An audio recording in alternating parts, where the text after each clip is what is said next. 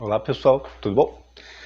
Hoje eu vou comentar alguma coisa aí sobre o Scratch, que é uma linguagem de programação desenvolvida pelo MIT e foi desenvolvida com o propósito de trazer toda essa complexidade da linguagem aí para um público iniciante ou mesmo para as crianças, adolescentes, mas tem ferramentas poderosas que podem ser desenvolvidos jogos profissionais.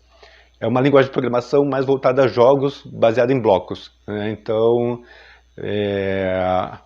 se inspiraram nas peças do Lego, onde montando, fazendo os encaixes, você tem uma determinada figura, um determinado resultado. E o Scratch, então, ele pode ser utilizado para crianças, para adultos, conseguir jogos profissionais, onde há toda uma engine poderosa, uma biblioteca gráfica onde você consegue muitas imagens, muitos recursos, recursos de som, inclusive fazer jogos 3D, desde jogos simples até jogos poderosos, e é muito fácil de aprender. Eu vou dar algumas dicas aqui e vou mostrar um joguinho simples e divertido feito ali no Scratch. Então aqui nós estamos no jogo, eu vou fazer uma gameplay primeiro, né? Pra gente visualizar o jogo aqui. Olha só, então cada vez que há uma colisão, né, ele detecta. O objetivo aqui é eu então mover o tucano e desviar dos obstáculos. Os obstáculos que são desde das árvores, e assim eu perco vida quando encosto nas árvores, ou mesmo aqui no caso a bruxa, ou nada. Ó, há uma colisão, minha vida está perdendo, está diminuindo, e o objetivo é você manter vivo por um tempo determinado, e isso pode ser alterado, e aí então depois passar para uma outra fase, onde tem mais obstáculos. E aqui está a ideia geral e elementos importantíssimos usados na maioria de jogos, como a movimentação, jogos de plataforma. E vamos ver então como que ele foi feito assim, um jogo simples com mecanismos assim muito interessantes, muito fortes aqui para nós. Então quando eu aperto o play, podem perceber aqui que tem uma fantasia, aqui tem outra, né? Há uma terceira fantasia que é para dar um efeito maior do botão ter sido clicado. Aqui nós temos os sons que foi utilizado.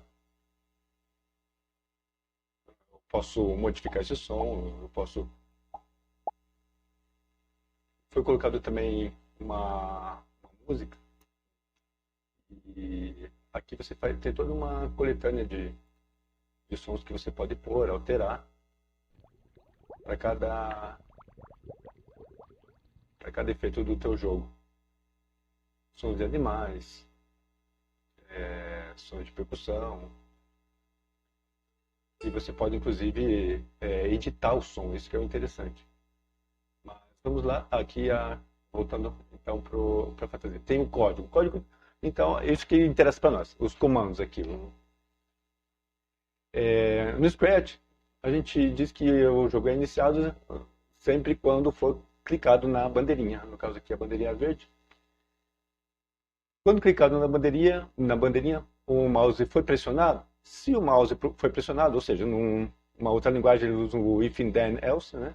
Se foi pressionado, então mude a fantasia. Lembra que então ela, né, é clicada e a fantasia aqui no caso que estava aqui, ela passa para cá, dando um outro efeito. Então, daqui para cá.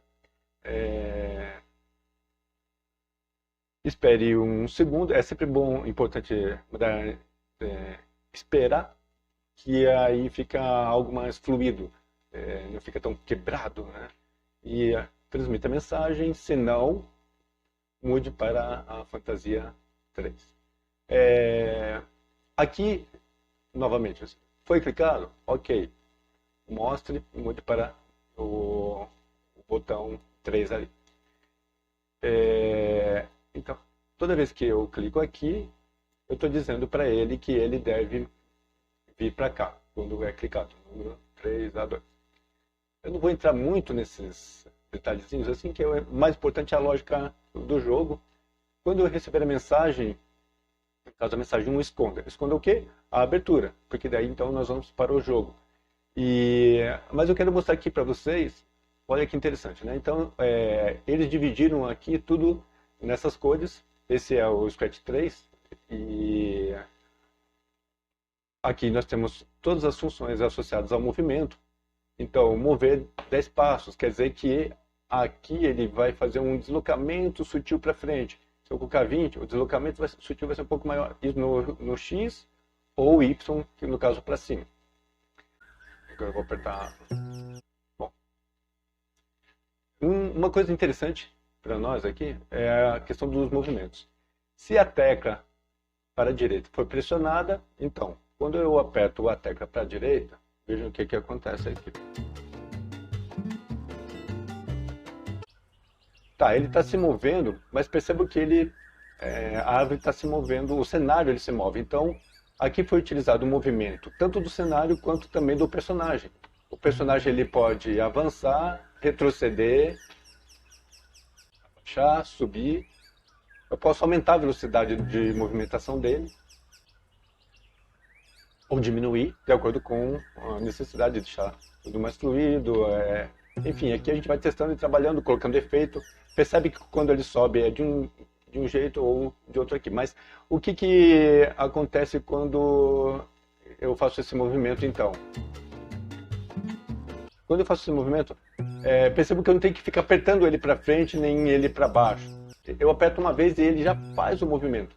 Isso é muito interessante, porque você não tem que ficar apertando a tecla o tempo todo. Bastou apertar uma vez para que ele então já segue para cima, para o lado, para baixo, para a direita e esquerda. E isso é feito da seguinte forma. Eu clico aqui no nosso personagem, no caso o Tucano. A gente vem aqui em código. E aqui, tecla seta para a direita pressionada, mude a fantasia. Ou seja, eu digo para o Tucano, ele abre as asas. Aponte a direção, 90 graus. 90 graus quer dizer, ele vai subir 90 graus. Eu posso colocar também aqui, gire, né? Aí ele vai girar 15 graus para a direita, para a esquerda. E é muito interessante aqui que nós temos várias possibilidades. Eu não vou entrar muito nesses detalhes, mas vejam aqui. Por exemplo, eu posso definir que ao invés do Tucano, ele então, ele está nessa posição. Ao invés de ele subir, eu quero que ele suba, mas continue na mesma posição. Então eu travo. Simplesmente eu travo o X, entendendo que ele tem que ficar nessa posição, podendo mover para a direita, para a esquerda, para cima, para baixo, mas sem girar. Agora, se eu quiser, eu posso destravar aqui e usar o comando gire. Daí aqui, então, aponte para a direção 90 graus, tecla para cima, ele muda a fantasia para dar o efeito dele estar voando. Fantasia é o quê? São os sprites, que a gente vem aqui e olha.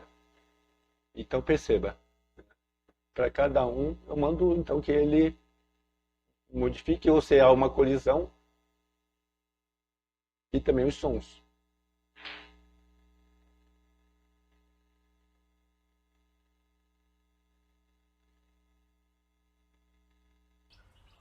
Aqui eu coloquei um som de fundo. Aqui o som da colisão. Aqui o som da colisão com outro pássaro. Bom, e agora aqui no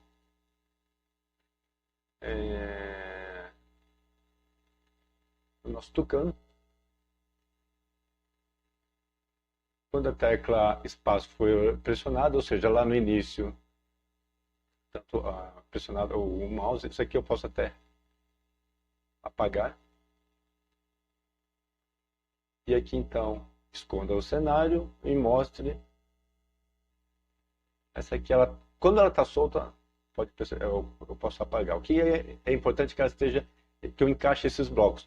E o interessante do Scratch é que ele usa variáveis, ele usa operadores lógicos, então a necessidade de todo um raciocínio, mas de uma forma até lúdica. A criança vai aprender se divertindo.